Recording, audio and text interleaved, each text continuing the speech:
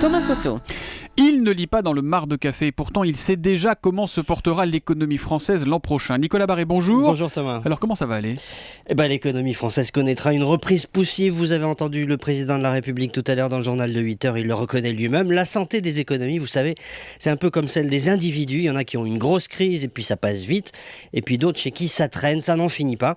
Alors les pays anglo-saxons sont plutôt du type grosse crise violente et reprise plus ou moins rapide.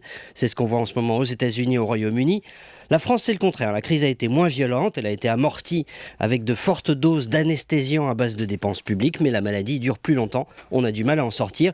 Et en ce moment, c'est frappant, alors que beaucoup d'autres pays relèvent la tête, eh bien nous allons à peine mieux. D'où donc cette reprise poussive, comme la qualifie l'INSEE. Exactement. L'Institut de conjoncture prévoit une maigre progression de l'activité, seulement 0,2% au premier et au deuxième trimestre de l'année prochaine.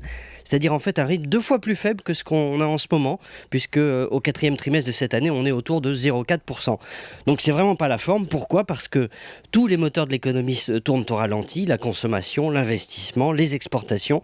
C'est une reprise qui n'embraye pas et donc qui ne permet pas de réduire le chômage. Et pourtant, vous le dites, elle existe quand même cette reprise. Elle est là. Oui, mais elle s'explique par des raisons assez fragiles et ponctuelles. Le rebond de la consommation en ce moment vient en partie du fait que les ménages anticipent la hausse de la TVA au 1er janvier. On achète un peu plus de voitures parce qu'on se dit que le bonus-malus sera moins généreux demain. Les entreprises investissent un peu plus, mais parce que leurs investissements s'étaient littéralement effondrés le trimestre précédent, etc. Donc vous voyez, c'est pas très solide tout ça.